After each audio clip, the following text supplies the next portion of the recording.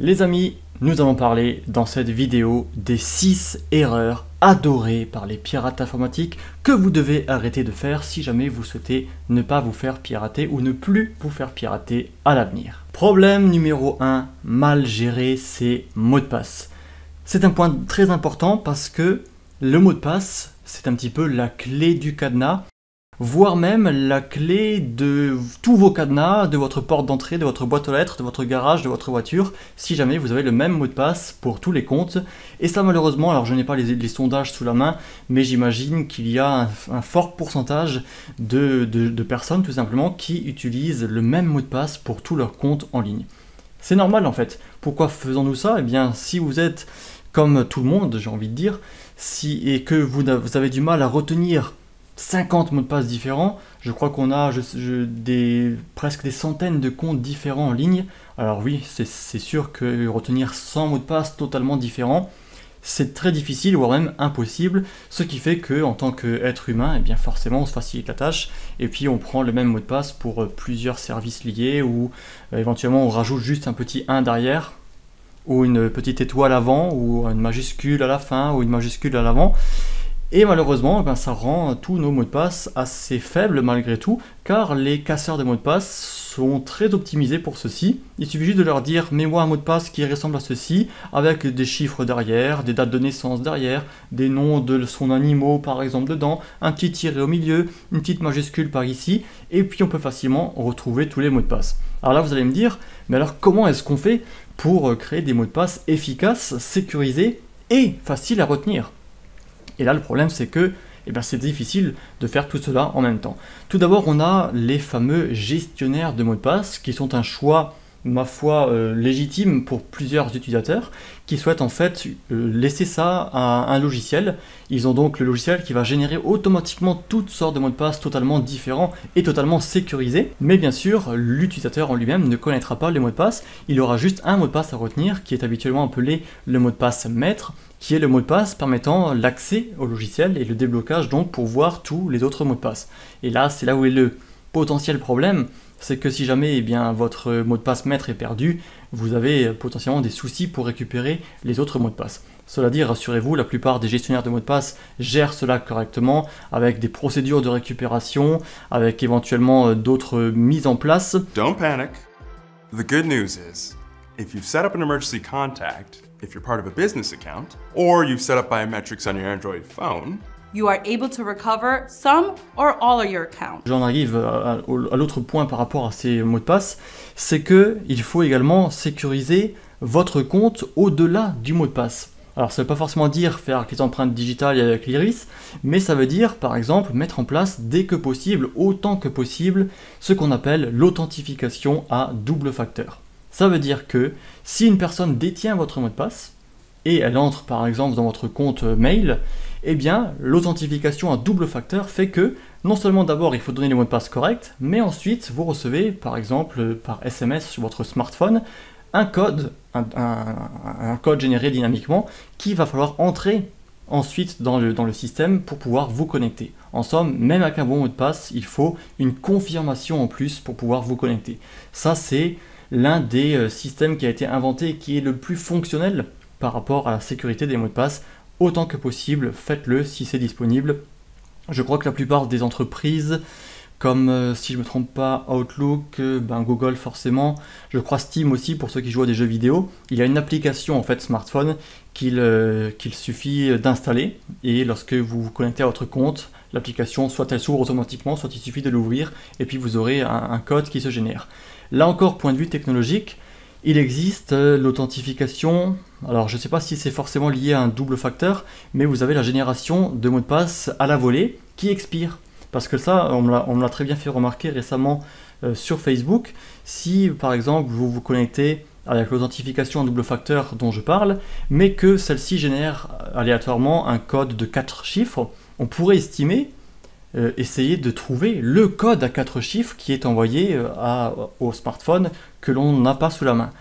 Mais c'est là qu'on arrive à l'authentification à double facteur à un niveau encore plus sécurisé, où en fait vous pouvez recevoir un code qui expire toutes les minutes par exemple, donc il faut le taper un peu plus vite au clavier, mais ça garantit encore plus le fait que seulement la personne qui détient le smartphone, qui l'a sous la main à côté de son clavier, puisse entrer son mot de passe. Donc vous voyez que là j'entre un petit peu dans la technique. Et puis vous allez me dire, bon, c'est pas très humain finalement tout ça, parce qu'il suffit d'activer des choses et puis de ne pas toucher à nos mots de passe.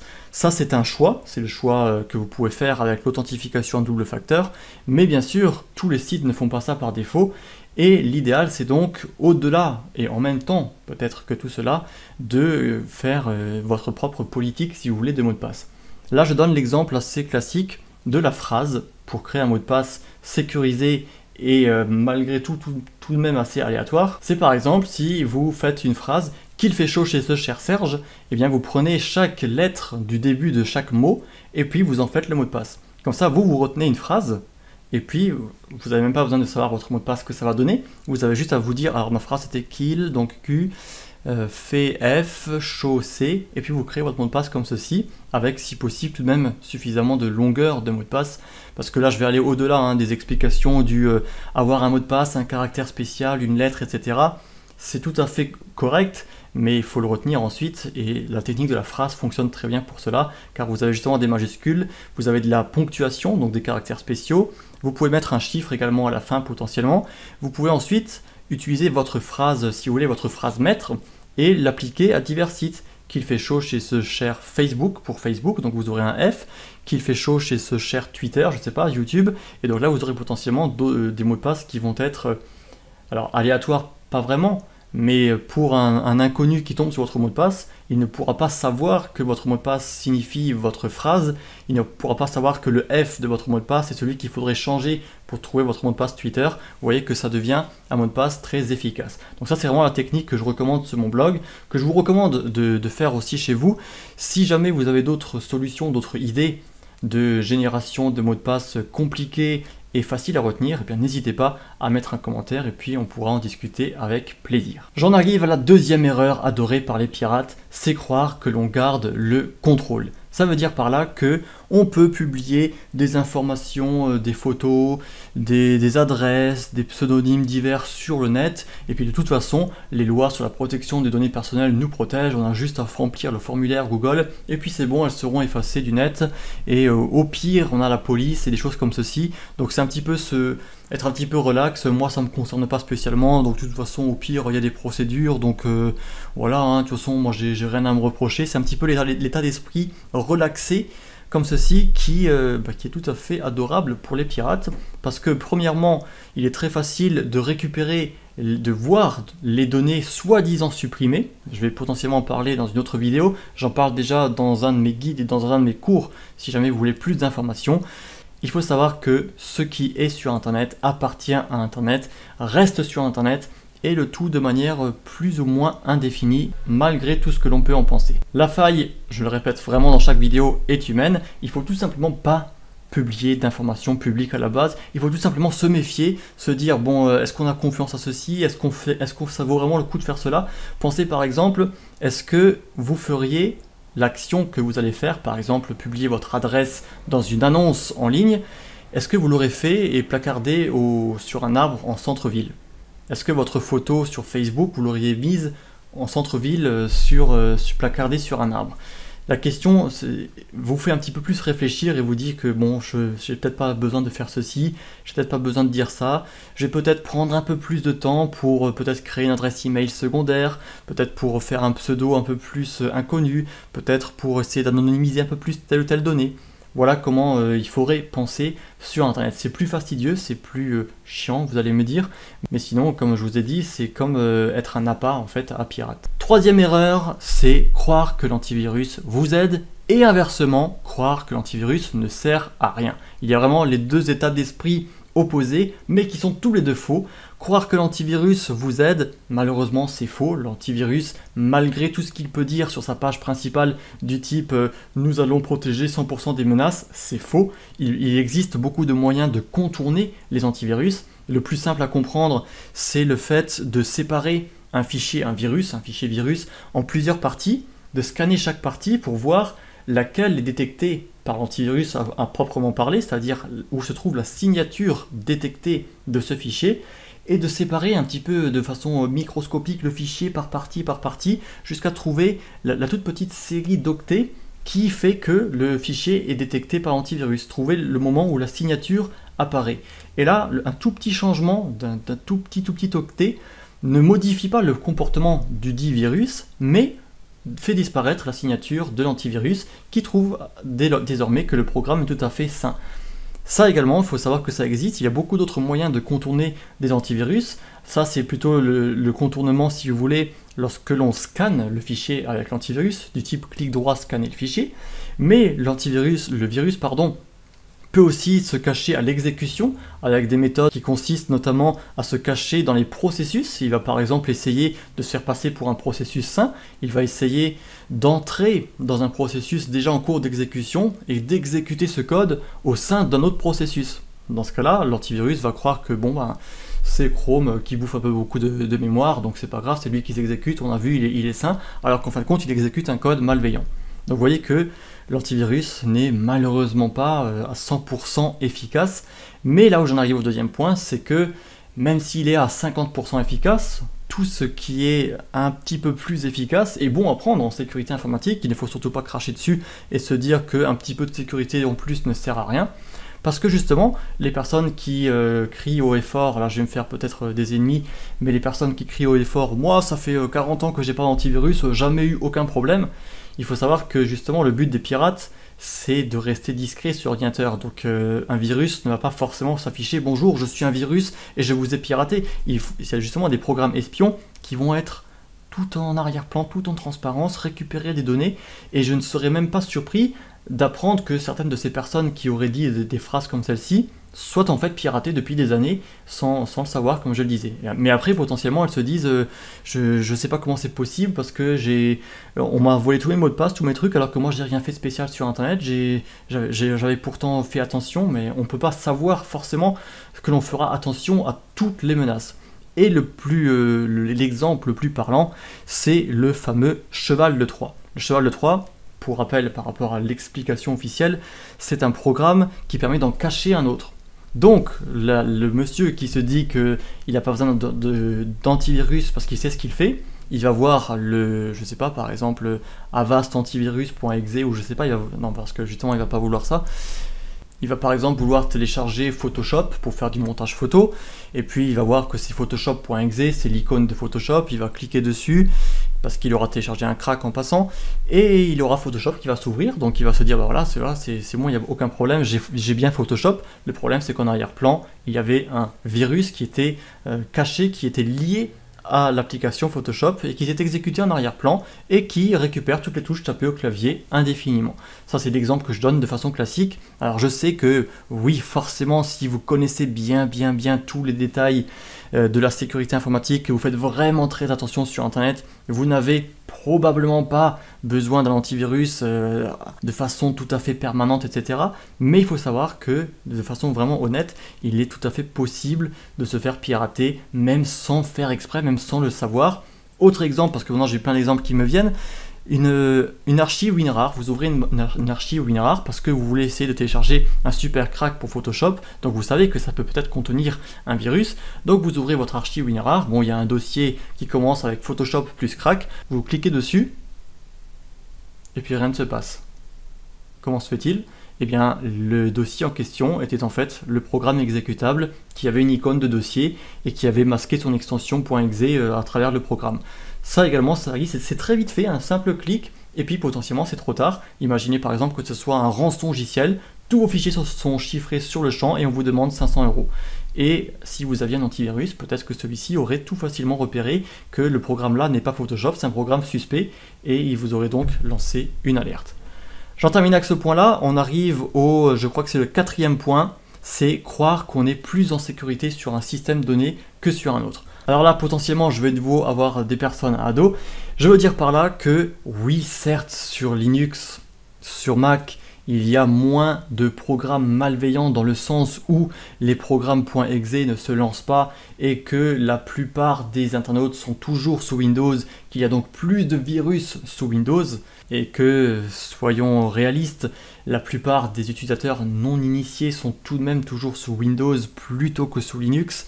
Il est donc vrai qu'il y a plus, si on compte de façon quantitative, les programmes malveillants, il y en a plus sous Windows que sous Linux ou sous Mac. Mais la faille humaine, rappelez-vous, elle est où? C'est l'être humain, ce qui fait que vous avez beau être sous Linux, vous allez pouvoir vous faire avoir par de l'hameçonnage, vous allez vous faire avoir potentiellement par des programmes malveillants qui existent malgré tout sous Linux et sous Mac, et d'ailleurs de plus en plus, mais vous allez penser qu'ici il n'y a pas de virus, donc vous allez potentiellement cliquer plus rapidement qu'une autre personne qui serait sous Windows. Et bien sûr, les failles informatiques touchent tous les systèmes également, ce qui veut dire que Windows a beau être une passoire, il est possible aussi que Linux rencontre des problèmes de vulnérabilité, Mac également, et donc il ne faut pas se reposer, là encore une fois, en se disant que bon, moi je suis passé à Linux, c'est bon, j'ai plus aucun problème. Si, on peut toujours se faire pirater, même si les risques sont amoindris, donc comme je le disais, c'est tout de même une bonne chose à prendre.